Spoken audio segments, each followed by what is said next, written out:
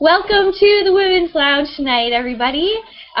We have a very special guest. We have Regina on tonight for the very first time on the Women's Lounge, and Regina is somebody I invited because she is got a lot of experiences, I think, that can resonate with many different types of people, and I invited her to talk with us tonight because we're going to be going over a topic that her and I both have a lot of experience with because we've definitely had different circles of influence. And so we talked last week a lot about how we form beliefs, how the belief systems that we have actually influence our ability to choose things that get us towards our goals or things that move us away from our goals, and why that's so important. So today we want to talk about how our circles of influence actually change the way that we structure our belief systems,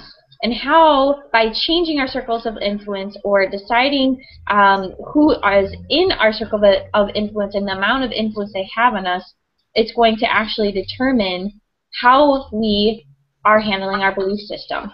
And so today I really wanted to just take some time to talk about this because I know Regina and I have both been in different types of circles and seen the dramatic differences that it makes in our lives. And I want to give Regina a warm welcome and give her a chance to introduce herself. I had the chance to meet her in Miami at the last event, and we really hit it off, so I just asked her to speak with us and share a little bit of her story first before we delve into this topic. So take it away, Regina. Hey everyone, my name is Regina van de Velden, and I'm currently in Southern California, but I just left New Zealand after 5 years. I was working in the film industry. I had moved there from San Francisco in 2009, and thinking that it was a step up in my career, which I guess to most people it would be. And I think after a while, just working the 9 to 7, day was really getting to me, and working on public holidays, and I was just thinking to myself, is this what I would really want to do for the rest of my life, is just to work for someone else's passion? So I just left New Zealand, and my husband and I are now what we call walking the earth. And I'm another homeless entrepreneur, which is, there was a group of us in Miami that took a photo together, and yeah, Jess was one of them, and we called ourselves the homeless entrepreneurs. So yeah, so that's where I am right now, and I'm just kind of hanging out with my family, helping my family take care of my mom right now, and just being thankful that being around good people and people who have the same mindset has really kind of pushed me to where I am right now. So. Awesome, cool. Thanks for sharing your story. I know I had a similar moment in my life where I was I had worked really hard to get to where I gotten in my corporate career, and I realized that I was spending all of my time working and working and working, and I was at the top one of the top levels in a really coveted position, and yet I didn't see anybody around me that was really happy with their lives in general. Like, they had all these great things going on for them. They had nice houses and nice cars. They were able to provide income for their families, but they still weren't able to spend a lot of time with their families. And I was looking at all of that and thinking to myself, like, dude, I want to have kids someday. I want to have a family. And the whole idea of like putting my kids in daycare and not being there for them and not being able to see some of the first steps and all of that is just like not even an option to me. And so I really thought about what I was doing and why I was doing, and looking at because I moved up so quickly at a young age in my career, all the people that were around me besides one of them were all like 20 years older than me, and I realized where I was going by looking at their lives, and how much of their kids' lives they were missing, and how much they were giving their circle of influence of their children's lives to complete strangers. And I knew that I didn't want to do that. I wanted to be there to tell my children right from wrong and to help them learn lessons about life and love and, laughs and, all that kind of stuff. And I really just didn't see how that lifestyle was going to fit in with what I had envisioned for myself. I had dreams of changing the world by inspiring others to be their best version of themselves, and that by taking people through the process of actually being able to step away from the paradigm of worrying about income, once you can provide people a solution for that, then you can help to transform them from within, because they can start focusing on growing themselves and then growing their family and then growing their community. And there's this transformation process that happens within people as soon as you get to a certain point called self-actualization, where you pretty much have reached your peak. Then you automatically transform into what I like to call like a servant nature. A lot of people that are teachers and that kind of thing have that nature in them already. And so I realized that I couldn't do that in that corporate environment, and that there's got to be a better way to do it. And I started looking at, okay, well, here are these people, and they are 20 years essentially into my future. Obviously, I could go to a different corporate job. I could, do a number of things since I was still young, and but yet it was still on the same path. And so I looked at that and said, well, if these people don't have what I want, then why am I looking at them for my circle of influence? Right. So I think, that was a really big aha moment to me, that I wondered then how many of them had ever stopped to think that. Because I guarantee you none of them would have been where they were if they would have had that same question. Like, if you look at where you're going, look at who's already there, and then say, okay, well, like, is that really where I want to be? Who are the people that I'm surrounded with? And what are they doing? What are their lives like? What are the things that they're able to accomplish? What are the things they're complaining about? And if they're complaining about things that I would complain about, then obviously I don't want the same life that they have. I've got to find people that aren't complaining about those things and are happy with a good number of things, and surround myself with them so I can learn what they're doing. And so that was a big paradigm shift for me. It sounds like you had a similar experience, Regina. Is that right? Yeah, I think it took me a while to, actually get to the point where I am, because, when you're in a situation for a really long time, you almost think that what you're experiencing at that moment in time is what's supposed to be your truth. So even though there's something in the back of your head that's telling you you're not supposed to be here, you're not supposed to be here, something is wrong, but there's people around you, like your best friends that have been your best friends for years and years and years, but they're just bringing you down. You take that as your truth, and you take that as what you're supposed to do, when in reality it's actually not what you're supposed to do. And the reason why we have these feelings inside of us, these bad feelings inside of us, is because it's just an indicator telling us that we need to do something about it. And humans are actually very intelligent beings, and once we pick up on our feelings, then we can actually do something about it. And I think that's it's learning a new habit and learning how to recognize these feelings and learning what to do when you recognize these feelings. And you just have to practice it and practice it and practice it until it all comes second nature. And once you find, I guess in my case, once I started finding people who were actually thinking the way I was thinking, in the sense that I want to see myself teaching others and mentoring others to come into their greatness and to embody their own greatness so that they can teach other people. So if I find people who are like that, I kind of latch onto them, like, teach me your ways so that I can do the same thing for other people. So just being around people who have a similar goal, who want to be successful in a certain area, are just the people that you want to be around with. And I've always thought that I've learned that there are three types of people that you want to be around.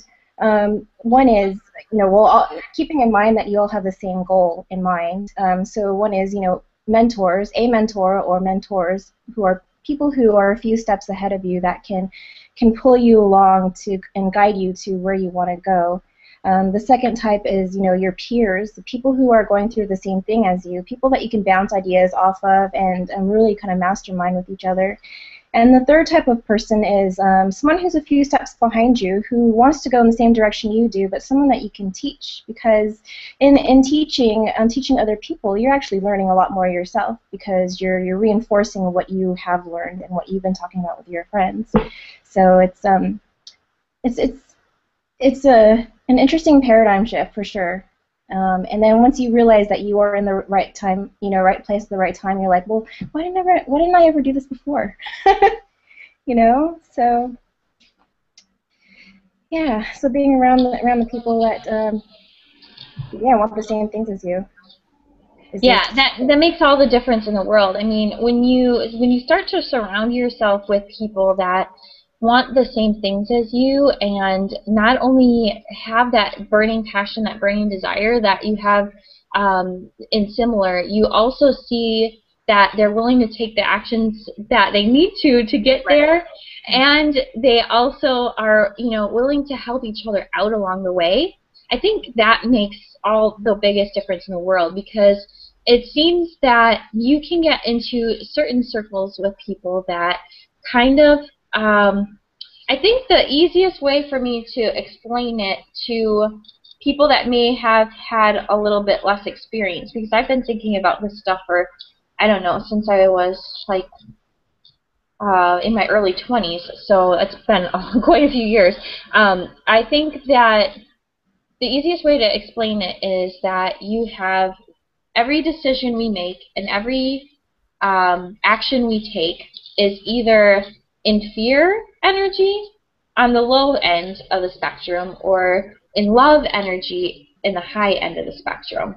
And what I mean by that is we either are deciding to do something out of love energy, which is things like gratitude and stewardship and servant mentality, and doing it because we know that it's just the right thing to do, or we're making our decisions based out of fear and lack. And so I see a lot of times that it's entire circles of people that are driven from those same motivations. And so as soon as, if you are in a circle of fear energy people, and that would look like, there's not enough money, I can't seem to get anything right, everything seems to go wrong for me, people that complain a lot about things but don't make a lot of big changes. It could look like decisions to not do something because what if it isn't good enough? What if this bad thing happens? What, all the what ifs, right? Yeah. So, two things can happen when you have that going on. If you start to make your decisions based off of love energy, either the circle of people that you're in are going to start seeing the results, and you're really going to catch them on fire and get them motivated to start seeing things differently, or you're not going to fit in that circle anymore. So one thing that I really like to do when I catch people saying, what if, and then following it by something really bad, is I literally just say this phrase: what if something really great? So if you have a group of people, everybody knows those what if people. Well, I can't do this because what if da-da-da-da-da? And then my response is, what if something really great? And then it gets people thinking, because they're like, oh, well, I never thought of that, It's actually really funny when you have those conversations with people and then just start to see the wheels turning in different ways, that the simple actions that we can take every day, we can start to, instead of having that circle of influence, the people that are around us in the majority of our lifetimes, the majority of time that we spend with people, we end up picking up subconsciously cues that are going to direct us on how we're thinking, feeling, reacting, whether we're acting or reacting, and how we are actually dealing with our environment. So if we can actually start to instead become conscious of those cues, we can actually start to change our influencing circle. So we can start to influence our circle of influence, which is kind of a really cool concept. And so you'll then get to a certain point where then there's a decision on, okay, is this, if you, I heard this quote is an interesting one to me, but I'm going to use it anyways. If you're the smartest person in the room, you're in the wrong room. If you're the most successful person in the room, you're probably in the wrong room. Unless, and I always, the part I like to add to it is, unless you're there to teach a class or something, unless you're specifically there to be the leader / teacher, if you're the smartest person or the most successful person in your circle, then you might be in the wrong circle. So it's definitely about, you know, making sure that you have different variations of skill levels in different things so that you're all constantly kind of coming together and able to share with each other how you can help improve each other. And so I think this, with the circle of influence, when you think of it that way, is the circle of influence you have people that are there to help uplift each other or just to nag and drag each other down. So it's like that saying of the crabs in a bucket, right? So if you put a bunch of crabs in a bucket and one crab starts to crawl out, by the time that it's almost out, the other crabs start to reach up and drag them back in. And so it's just that saying, like, you know, misery loves company. And so this is all very subconscious. But I believe that when we can start to make a conscious awareness of these things happening, we can start to actually choose how we're either being influenced or becoming an influencer. And so that, to me, is what I've noticed to be really powerful, is when you have those situations where you can't actually change your circle of influence for some reason until a later date in the future, then start recognizing when you're in the situation with those individuals and start making conscious decisions before you get to those events where you will be with those people. Let's say you decide you want to quit your job and you have, you know, obligations that you have financially, so that you have to, you know, start doing your own entrepreneurial business part-time while you're keeping your full-time job until you can quit it or something. If that's the case, and you know that circle of influence at work, for example, isn't the best circle of influence for you, something you might consider is really thinking hard about those conversations that you're having with people, and are the things that they're saying to you based out of fear, or are they based out of love? And when they're coming from a fear-based place, just try to shift those people and become the influencer instead of joining in a conversation about, you know, how bad something is, or how there's not enough, or there's, you know, something bad could happen, and all this stuff. Start shifting it yourself. Start shifting what you're thinking, and then you can start shifting what you're saying, what you're doing, and you'll actually start becoming an influencer for a positive within that circle. So before you are leaving, you're leaving those people with so much more because you were in their life. So just one thing that that I know was effective for me in my past that I wanted to pass on. So I know I did a lot of speaking. So Regina, what are some of the thoughts you have based on what I've been talking about? It works because, you know, sometimes, well, you think that you can't get out of a situation, but by being an influencer, you know, you're really getting everybody around you in a different frame of mind, which they're probably not even used to at all. And so once they realize, oh, wait, someone is kind of breaking the pattern here, they're actually starting to think about, maybe she is right, or, you know, or like you said earlier, they'll just leave. They, you know, won't even talk to you. But, you know, that's probably a good thing if you're trying to improve on yourself, you know. So yeah. I think it's a constant battle. I think that it's not a constant battle, but it's something that you need to keep on practicing, because you can say that you're going to do something once and try it, and the way to keep it up is to just keep on doing it. And I think one of the things that I do personally, because I forget a lot of things, but so the way I remember is to write things down. Um, to write things down to remind myself, okay, if I'm in a situation, what do I need to do? Then I just go to my list and read it, and it's just like it's like going to school, but like fun, because you know that you're improving on yourself, and you know that you're working on yourself. So yeah. As far as a practice that I know that's made a huge difference in my life is, as far as your circle of influence goes, it's not only what people you have around you, it's the things that you're putting into your mind. And so one thing that people sometimes forget to consider when speaking about the circle of influence is that it's not just people and what the people are saying or doing in your life. It's all of the things that are influencing you, period. And so, it was really interesting to me when I, last January, about a year ago, gosh, my life has changed so much in the last year. So amazing.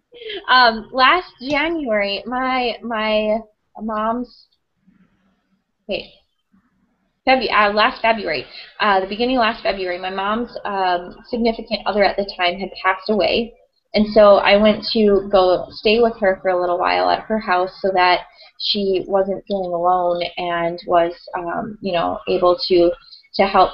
I was able to help her through some of her grief, and it was really interesting to me because I stayed for a little while with her for maybe a month or two. And after she got through some of her stages with the grief, the really interesting thing to me was how just stressed out she was and how she was so like unhappy and like just like I was trying to get her to recognize that it doesn't matter the things that are going on in your life. We all have, ups and downs and different things like that are happening. She was really stressed out about her work because she's a home health aide, and so she just gives and gives and gives and gives and gives all the time, and sometimes forgets to leave some of her energy for herself. But the interesting thing about it was that I noticed that she was starting to get stressed out in the morning before she even went to work. And so I started looking at what was going on, and I realized really quickly that the first thing that she did every morning before she went to work was to turn on the television and start watching the news. And as soon as she started watching the news, her mood just went down and down and down because there's all this reports of all this bad stuff going on and all this and that, and just and the way that the entire situation was influencing her attitude was just so dramatic to me. And I started to realize that, she was feeding her brain with that energy first thing in the morning. And so how much easier it is for us to create our day by putting into our circle of influence things that make us feel really good rather than things that bring us down is so important. And so I started to tell her, that it was really dramatically noticeable that when she started watching the news that she was behaving in that way. And she said, well, I have to watch the news. Everybody else does. And what am I going to talk to people at work about? It was literally, that was literally the response. And I started thinking about that and thinking about, wow, it's the same thing for, reality TV shows or, whatever it might be. Things that everybody else doesn't mean it's the right thing for you to do just because other people are doing it. And you have to look at the fact that everybody lives their lives differently. And so maybe for some people it doesn't affect their energy that way, and that's fine. They can go ahead and watch those shows. My only point with it is saying that with my mom in particular, it was dramatically noticeable, the shift in energy she had because of that. And so it's really important, if you can, to have somebody in your life as you're trying to go through these stages of uncovering your personal beliefs and what's in your circle of influence and how it affects your decisions and your energy and all these other things to see if you can't find somebody else out that can look at you from an outside perspective and help to give you some feedback on that kind of stuff. Because, you know, it was something that she never noticed herself. So it took somebody else from the outside to start, you know, pointing out those type of things. And so I think it's really important for us to, whenever we can, find another person that is interested in this kind of stuff or that has experience with it. Somebody that's maybe, you know, on a similar level to you or has just gone through it or whatever that can really help you. And I think it's important that we are also conscious of those things that we're putting into our mind that aren't coming from people, because the more good stuff you can put in, the more it eventually pushes out the old baggage that we had held in. So for me, one huge piece is by listening to different audios. I actually am a huge fan of paper books, but I travel a lot. I mean, you know, I was just saying how much my life changed in the last year. Well, I hadn't found this, you know, home-based business stuff until, almost halfway through last year. And when I did, it just completely shifted my entire life around, and one of the reasons was because of listening to daily audios. Because I started traveling so much, I didn't have time to read as much, but whenever I was driving or you know, sitting in the airport or whatever it was, I could have the different audios on my iPod or playing over my car radio and just listening to books on tape and different daily audios is a huge thing that anybody can make time for, because you can listen to audios while you're cooking dinner. You can listen to audios while you're going out to the grocery store, and you know, in the car ride. You know, put it on your iPod in the grocery store. I mean, there's no reason why you can't listen to audios of some sort that is a positive influence in your life. Regina, do you have any particular stories about how daily audios has influenced you, or any particular favorites? Yeah, well, I've definitely been listening to a lot of audio every day. I think one of the biggest things for me is reading books. And that's a funny thing for me to say right now, because when I was younger, I never really read, and it wasn't until I started getting into personal development books where I'm like, I need to find a book, and I, you know, reading it over and over again, and it's made such a big difference in my life, because it's, you know, I'm always trying to think of, you know, different quotes that people talk about, you know, within my books, and, you know, how I can share that and how I can apply it to my own life. And it's such a, I mean, you were talking about paradigm shifts, just, you know, being able to read and, you know, listening to audios just kind of, it gets stuck in your head, and it's and it's, you know, the things that you read and the things that you listen to kind of automatically change you, and for, you know, and, you know, for the better, hopefully. And in my case, definitely the better. And you were kind of talking about your mom earlier, about the whole paradigm shift too. With I think that I think the hardest thing about shifting, you know, your circles of influence is the actual transition itself. I think that once you actually, you know, get to the point where you say, okay, I'm going to change, and this is what I'm going to do it, everything just comes to you. You know, everything that you've been looking for in that area just comes to you, and it's just, it's such an amazing thing, you know. And yeah, I listen to audios cleaning the house. I listen to audios, you know, running in the car, and when I'm on the airplane, because I've been traveling quite a lot as well. And I even try to do it when I'm falling asleep as well, because even though I'm sleeping, it's yeah, it gets into your subconscious, and then you kind of, you know, they say that when you go to sleep, the mood that you're in when you go to sleep is the same mood that you're going to wake up in. And I used to, you know, with my family, we used to pray before we go to sleep, and now I try to think good thoughts when I sleep, so that when I wake up, you know, I'm feeling good, and you know, it's just practice as well. So it's just being around new people, doing the same things that you want to do just makes such a big difference. And one story that was kind of in the back of my head was, when I was dating someone back in the day. I mean, I loved him. He's actually a really great person, really intelligent. But I think there were a lot of things that he said that were, bringing me down, and just saying things that, he would say things like, this is how you are, and you actually don't want to do this, and you don't want to do that, and why would you go hang out with your friends, because they're all a bunch of drunks anyway. And I'm like, after a while, I actually started to believe it, and I'm like, oh yeah, yeah. So I didn't go out with my friends for a year, because apparently my friends were drunks, and I wasn't supposed to do what I was supposed, what I was doing. And it wasn't until afterwards where I realized that the things that he was telling me that I was doing actually weren't really my thoughts. And then changing that paradigm now, having a husband who's fully supportive and extremely positive, it's like, well, I actually can do the things I want to do, and everything I'm doing is actually fine. So it makes such a big difference. It's almost like coming out of a puddle of mud into the light. It's an amazing thing. Wow, yeah, I didn't actually know we had that kind of in common.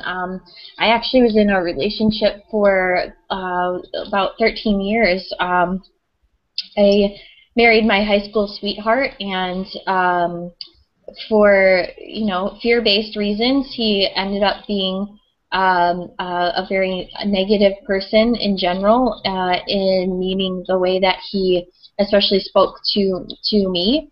And what made such a dramatic impact to me for a while, because that judgment that was placed on me by somebody else, I owned it, and I thought that after you hear something so many times, right, you start to, it gets ingrained to you. And then I overcame that, and I started to try to instead show him how to be a happy person, how much he had to share with the world, how many skills and talents that he had, and I tried to pull him out of it, and it just ended up draining me completely until I couldn't take it anymore. I mean, I started getting all these promotions to show him how easy it was to make changes and all this stuff, but it didn't work, because you can't change somebody else. They need to decide when they're ready to make those changes for themselves. And so sometimes you have too much, like I said, you have those circles of influence that once you start to change, and leave that fear-based paradigm and that fear-based decision-making process, then either the people that you're influencing will start to live more out of love as well, or you need to change your circle and start to be with other people that are making decisions made out of love too. And I ended up leaving that relationship, and I also have found the most happy, wonderful, supportive partner now too. So it is very, very interesting, because I still catch myself being like, oh crap, I messed that up, he's going to yell at me, and I'm like, he's never yelled at me for anything. Yeah, exactly. You know what I mean? So it is. Yeah. It's really interesting, and I think too, I had a lot of that fear-based stuff to get over, because I had a very physically and mentally abusive father in my past. Luckily, I got out of that situation when I was 15 years old. But I think the reason why I picked that up into my first serious relationship and kept it for so long was, it was almost that subconscious expectation I had for myself. Even though I knew I wanted a really loving relationship, I had experienced such a fear-based relationship with my father. I think that was almost a little bit comforting at a subconscious level, as weird as it sounds. But honestly, I think it wasn't until I recognized that I was worth so much more, and I needed to make sure that I had to think of it from the perspective of, oh my God, if I feel this terrible, what would, when we have children, what would our kids feel like? And what did I go through as a child? And I don't want them to feel like that. Not that my ex was, physically abusive or anything like that, not even close, but it was still that, it was that fear-based talk all the time, and the things that just really would put you down, and it wasn't a positive relationship in the majority of it. And so that was coming from his own lack of self-confidence and lack of self-love. And so what I found is really, really important is to help other people cultivate their self-love in any way that you can, by reminding them of their self-talk that they do out loud, what that does, because you can very easily get sucked down into a downward spiral when you are starting on a path of negative self-talk. And so when you catch somebody doing that, it's really beneficial to help them to see that what they're doing isn't good for themselves, and it's not good for the direction that they're trying to move forward in life, and it's not good for anybody around them, because other people pick up on that too. So you might think you're putting yourself down, but it hurts other people. Like I said last week with how my mom used to have her negative self-talk out loud, and how it ended up affecting me. And so it's just really important, as much as you can, when you start moving into that space of noticing those things, to make sure that you're choosing to be surrounded by people that have a higher level of self-love, and that can offer you a good example in that. And so when you start picking out those people in your life that have that high level of self-love, and that have that high level of self-talk, and that have that high level of giving energy, those are the people you want to surround yourself with more, because you're going to start picking up on that. And so besides reading, and besides listening to different audios, I love the sleep audios, by the way. Was an extraordinarily powerful way for Philo when he was first going through his own self-development process. Sleep audios was like an absolute mandatory thing, and all you have to do is listen to it. You get a good. They even have ones called sleep phones that is like this cool thing that you put on your head. It looks like a ear warmer thing, and it stays on your head comfortably, and then you can listen to different subliminals and help you with whatever issue it is that you're trying to reprogram. And it just basically tells.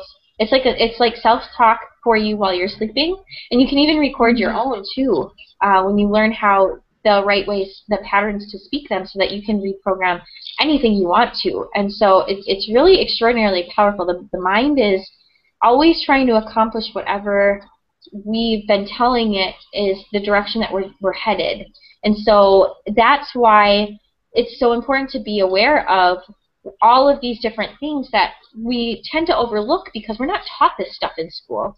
We don't sit down with our grade school teachers, although I think we should, and have conversations about what's your self-talk look like, and why is that important, and how are those thoughts that you're thinking and sharing with other people going to influence your decisions, and how are your how are the friends that you choose and the people that you hang out with and what they say and do going to influence how you see the world and what decisions you may or may not make. And so I think for me it was really interesting working in that corporate environment when I knew I didn't belong there, because I almost had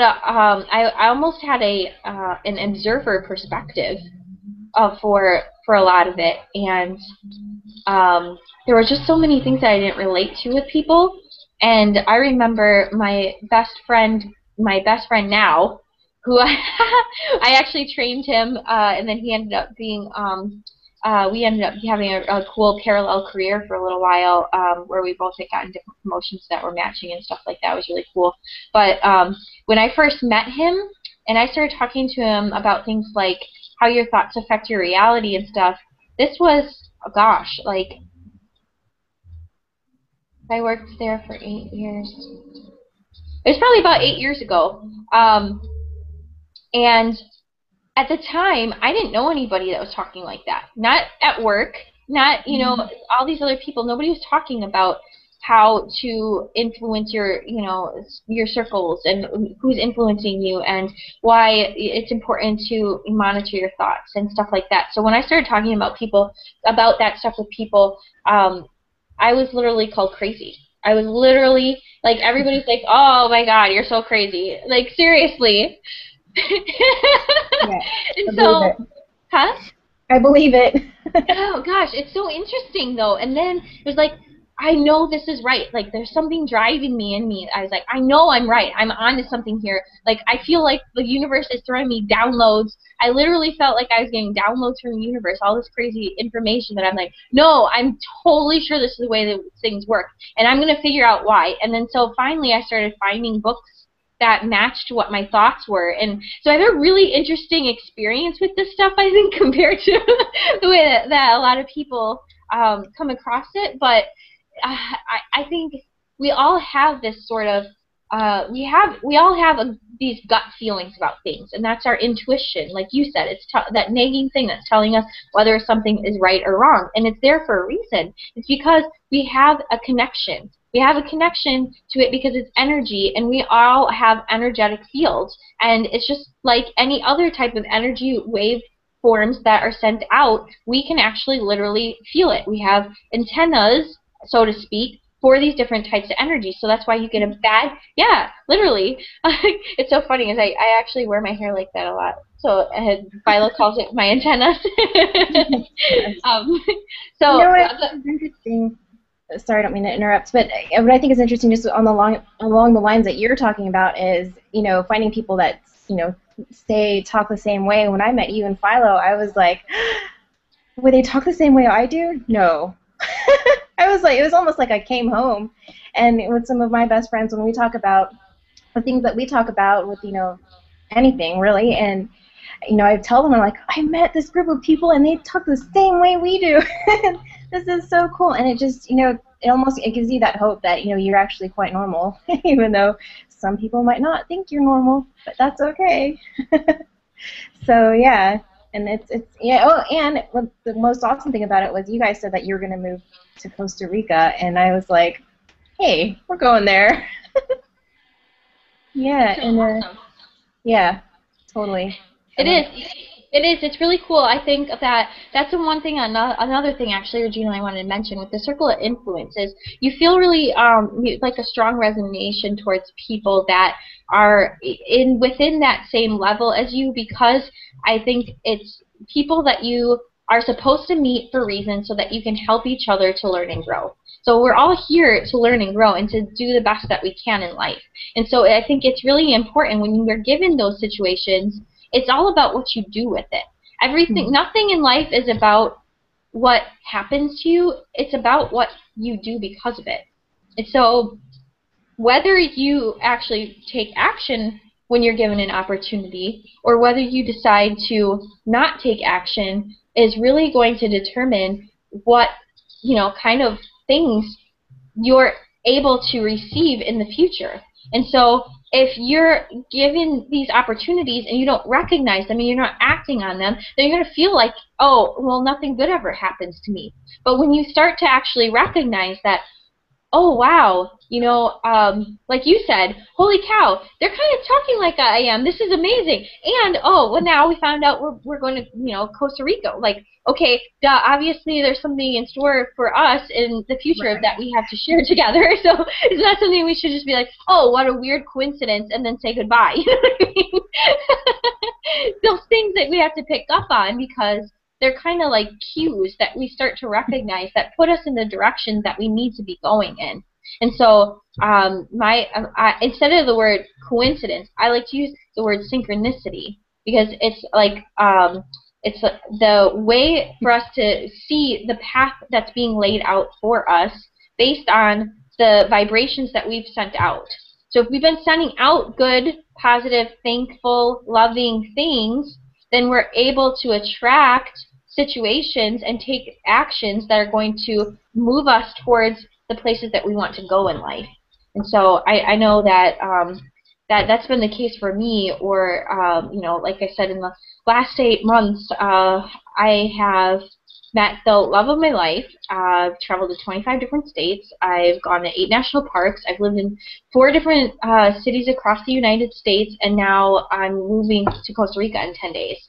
And all of this happens because I literally, all I've been doing with myself is being very intentional about the energy that I'm creating and thoughtful about the things that I'm trying to accomplish. So when I put out energy towards something, the reason why I'm able to accomplish it is because I am very careful about who my circle of influence is and what kind of things they are accomplishing or not accomplishing so that they can keep me on track with what my goals are.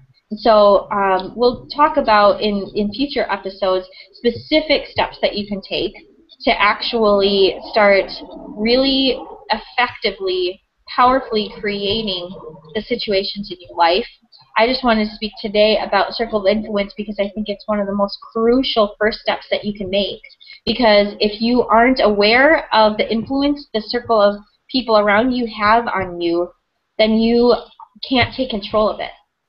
Until you can start taking control of the influence that, like I said, you can be influenced or you can be an influencer. And that's the first step in your journey. And then the second step is recognizing whether that circle, if it's not working for you, is it a circle that you can remove yourself from? And so, okay, maybe, we've got influences like family. Okay, obviously, certain people in our family we can talk to less than others, and that's fine. Now, if you, have, say, a spouse that's not being a great person in your influence, or, what other close family members that you need to regularly associate with, then it's going to be really about setting your boundaries. It's clearly setting your boundaries for what's acceptable and not acceptable to you. And so once you can establish your boundaries within that circle of influence, then you are able to actually start taking control and making sure that it's moving in a positive direction.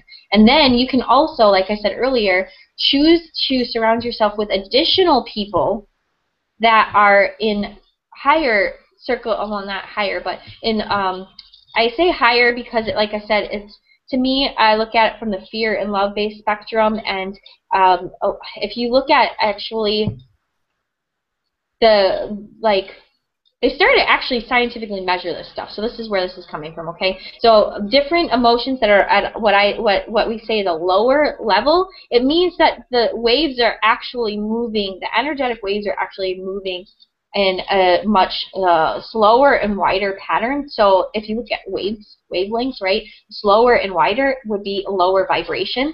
And so then when something's really high vibration, then it's moving much more close together, so it's higher vibration, right? So when it has more influence on a space in a smaller, if you measured the same amount, this one would hit, the higher one would actually hit, the waves would hit more times in the same amount of time, right, than something that's at a lower vibration wave. So that's just kind of where that comes from. It's not a judgment. I'm not saying, so this person's in a higher vibration. No, it's actually, scientifically that way, okay? So just to clear it up, it's not like poo-poo stuff. so like fear-based energies and hatred and anger and all that, those are actually lower vibrations than the love and gratitude and kindness and all that kind of stuff. And so when you have people that are at those lower vibration energies, you can actually then start to surround them with people that are higher vibration energies by you controlling that circle of influence. So if it's your spouse, for example, that you're having an energetic issue with, then choose that circle of influence that you can go to together that's at that higher wavelength, that more love type energy, that giving kindness, that gratitude level. And you don't want, necessarily want to step up way up here. If you're starting way down here, you go one step up at a time. And so that's the kind of cool thing. So if you're really, really, anger or something like that, then, start to just go one step up at a time and start start to go to different ones that are making transitions instead of trying to jump all the way at the top and then saying, oh, I can't do this, right? So it's all about recognizing where you're at, and wherever you're at is fine. We've all been everywhere, you know, so nobody's judging anybody. It's just all about finding the level that you're at and finding the people that are you know, have a little bit of experience with how to get out of that, and then surrounding yourself with those people. And take your spouse there with you so they can experience it, because that's going to help them transition too. So that's what I kind of had to say about that. Regina, what else do you have to add to that, or anything else? Oh man, I think you've covered so much. I'm learning as I'm going along as well. This is great. I was gonna take a look at what you sent me that you wanted to actually speak about today.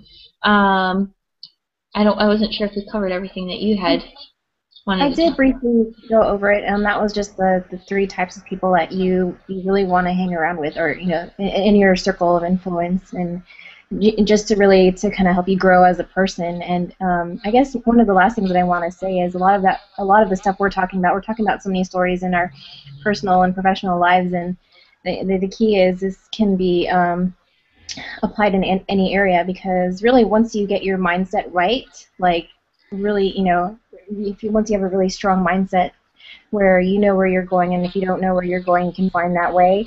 And anything in any aspect of your life, personal, financial, you know, professional, whatever, you know, and your hobbies will just fall into place. So that's it. Oh yeah, I know. Isn't it amazing too? If you get your personal life in order, your professional life starts to come in order, and vice versa, and all this different stuff. It's really kind of interesting how you start to see how everything is connected, how your friends actually do matter, and how your work life actually does matter, and how all these things are connected. And we kind of try to compartmentalize or separate things, and I kind of look at it the way that we like from a more holistic sense, and it's kind of a view that I have about food in a way is because it's like instead of eating you know, kale or something, people want to take vitamin D pills and calcium pills and all these other things, when it's like, dude, if you just ate something that had, you know, a good balance of stuff in it, you wouldn't need to try to supplement it with all this other stuff. And it's kind of like what we do in our lives, and try to say that, oh, well, this isn't related to this, or, you know, like Philo and I were saying, it's so weird to us that people can literally, you know, like drink alcohol for every day of their life, or you know, however many times a week, 5 times a week or something, for like 30 years, and smoke a bunch of cigarettes, and then wonder why they got, you know, liver cancer, or why they got, you know, they'll see this cancer that's not in their liver or their lung, and then wonder why they got cancer. And it's like, you know, so it's like not seeing yourself as a holistic system. The same thing that's happening with, I think, life, and then society in general, and not seeing how we all fit together in the world is really interesting too. So it's food for thought to say, okay, so when we really think about ourselves and how we fit into society, we tend to minimize what our impact is on other people. And I think that really stems from a couple of things. It stems from it's become complacency, because it's the norm now to not recognize it. And then second of all, it's a fear, because if everything we do affects other people and the world so much, then it puts a heck of a lot of responsibility on us personally. And so I think that the reason why, as a society, it's become the norm to instead not recognize the amount of influence we have on other people is because it's a lot easier. It is a lot easier to say that what I do doesn't matter than it is to take responsibility for how I'm behaving in every situation. So that's just my food for thought, and so something that I want to, send home with everybody for tonight is really starting to think about what is it that you might be doing that influences other people that you weren't aware of. How are you behaving? Are you coming from a fear energy or a love energy? And what does that do to other people when you make those decisions? And you might be pleasantly surprised. Because if you are just a type of person that, lives from a space of love for most of the time, you might start to actually gain a lot of self-confidence by recognizing that you've already been living that way. Or if you have been making decisions based off of fear and saying, what if all these bad things? Then what happens if you start to ask yourself instead, what if something good comes out of this?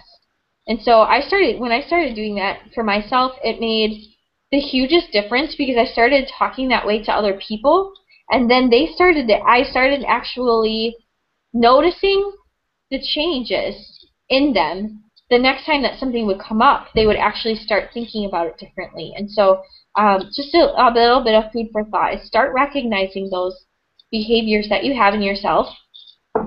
Start recognizing your language patterns and if you're coming from fear or love. And then you can start to understand why that's the case, and then you can start to overcome it. So that's kind of where we're at for tonight. Regina, I just want to check in with you and see if you have anything else to add before we end for tonight. Next week, we're really going to start talking about the different things that you can literally physically do to retrain your brain. After you start with your circle of influence, what are the other little things that you can start to add to your life that are easy to implement that are going to start making a big impacts on changing your beliefs? So, Regina, what else do you have for us tonight? I just wanted to thank you for inviting me on this, and it's been a great experience. So, yeah. Awesome. Looking forward to more. All right. Okay, so that's all for tonight, ladies. I wish you a wonderful, wonderful evening. I hope that gave you a little bit of inspiration to start thinking about whether you're influenced or an influencer, and what all of the different influences you have been spreading outwards look like, so you can start to actually take some accountability for that and make some positive changes in your life and therefore the lives of others. So have a great evening, ladies, and we will talk to you soon. Bye.